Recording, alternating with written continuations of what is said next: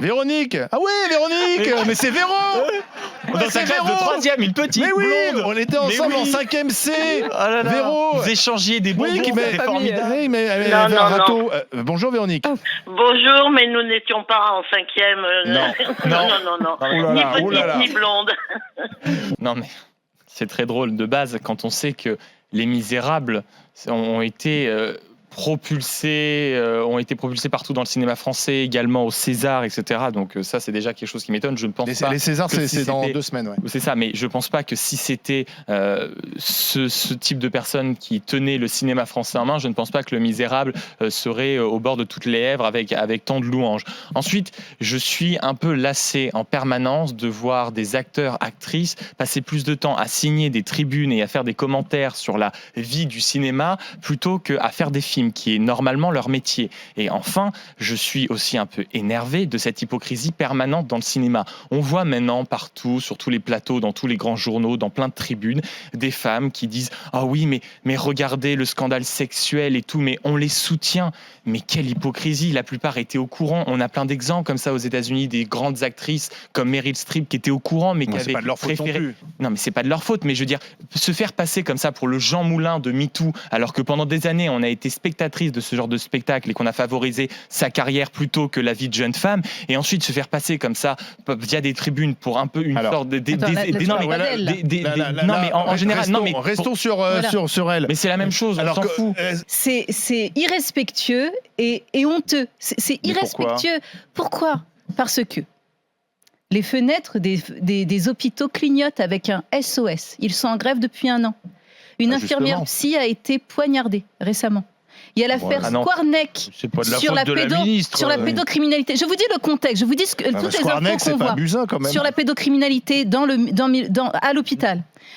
Il y a eu le premier décès là, pour le coronavirus. Et pendant ce temps-là, on joue aux chaises musicales. Parce que tu dis, donc on va échanger, on lâche ces dossiers importants, graves. Justement, beaucoup jugeaient qu'elle n'était pas compétente. Le donner à quelqu'un d'autre, on joue aux chaises musicales à un moment où on ne peut pas jouer. Et en 72 heures, comment ? Mais déjà en quelques semaines, mais en quelques jours. Mais et là, Fatima, en 72 heures, comment on peut dire « je ne peux pas » ? Je ne peux pas. Ça me tient à cœur. Comment elle dit ? Je ne peux pas faire les deux, mais même elle avait choisi son camp. Moi, je la trouvais digne, je la trouvais bien, j'applaudissais, j'étais là, je me disais, eh bien, j'aime cette femme, j'aime qu'elle dise, je ne peux pas, je reste. Ça m'a. Non, mais vraiment, ça me parlait, ça me parlait. Et que 72 heures, elle change. Je peux même pas dire je suis déçue parce que j'espère plus. Il y a quelque chose que je comprends pas. C'est irrespectueux. Franchement, je comprends pas, Fatima. Excuse-moi. Je comprends pas les gens qui n'ont pas cessé de critiquer Buzyn en tant que ministre de la Santé, qui regrette aujourd'hui son départ du ministère de la Santé. C'est quand même très étonnant. Non, mais je regrette pas son départ. Yann Brossard se contredit lui-même dans sa déclaration. Il dit, oui, vous comprenez, Agnès Buzyn, c'est ça, c'est pas bien, ça, c'est pas bien, c'est pas bien. Et en plus, elle quitte son ministère de la Santé. Bah oui, justement, si elle est pas bonne, qu'elle quitte son ministère de la Santé, c'est une bonne chose. Olivier Truchot. De quoi est-il question dans cette affaire ? Je ne sais pas. Mon client n'a pas à être incriminé de la sorte par vous, cher Fatima El Bounoua. Vous parlez toujours à une autre personne. À chaque fois que je parle avec vous, vous répondez à quelqu'un d'autre. Je n'ai pas dit, c'était une super ministre, que va-t-on faire sans elle ? J'ai dit, j'en ai assez avec l'incohérent. Je voudrais vous montrer une photo. C'était hier donc Emmanuel Macron qui a fait plusieurs bains de foule et qui s'est retrouvé donc à côté d'une femme qui est voilée. On ne voit que ses yeux.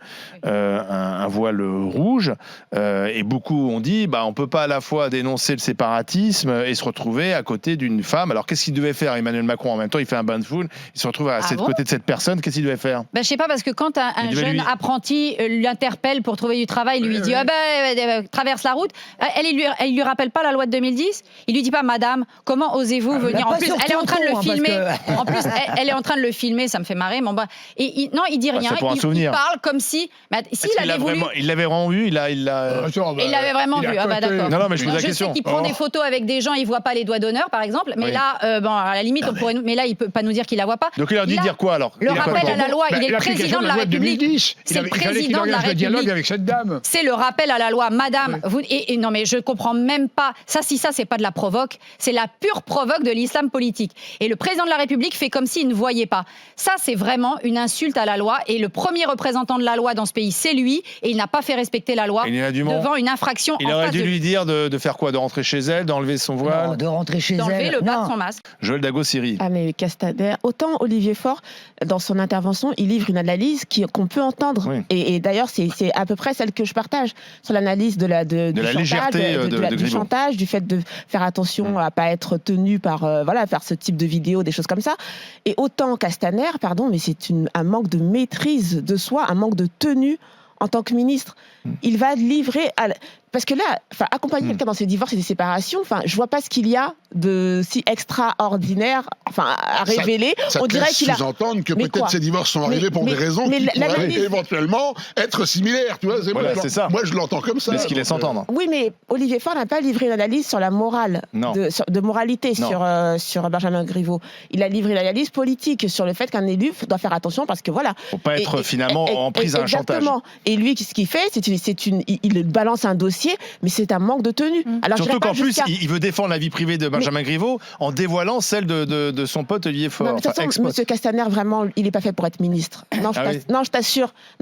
Il a pas. C'est pas qu'il n'est pas intelligent quoi que ce soit, mais il faut avoir des épaules, il faut avoir quelque chose, une tenue. Non, il y a zéro tenue. Donc c'est pas la peine, parce que la prochaine fois, Olivier Faure va nous expliquer qu'il l'a accompagné au Macumba et que Monsieur Castaner se livrait à des bisous dans le cou de je ne sais pas quoi, parce qu'on avait vu cette vidéo. Mais Castaner, il a subi ça.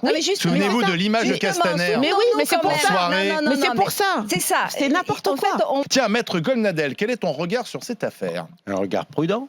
Moi, l'hypothèse complotiste avec les services russes derrière, j'avoue que je n'y crois pas beaucoup parce que je ne pense pas que M. Griveaux était forcément une cible extraordinaire. Et puis de toute façon, j'ai pas d'éléments. Peut-être Macron à travers Griveaux, puisque c'est l'un des plus proches d'Emmanuel Macron. C'est possible, mais moi, tu sais bien que je n'aime pas beaucoup les hypothèses intellectuelles hardies. Donc je vois ce que je vois. C'est sûr.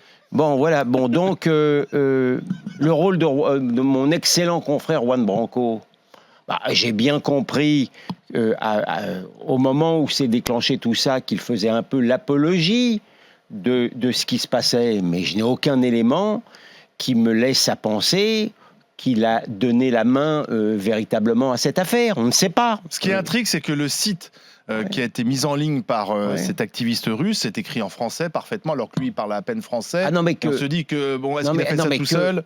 Que M. Pavlensky ait été aidé par quelques petites mains qui manient davantage la langue française, je le crois bien volontiers, c'est une certitude. Mais de là à penser qu'il y a un service secret derrière, moi je pense, mon opinion à moi, c'est une médiocre initiative d'extrême gauche pour déstabiliser le pouvoir, point barre. Et ça a marché. Et ça a marché, oui, comme on le voit.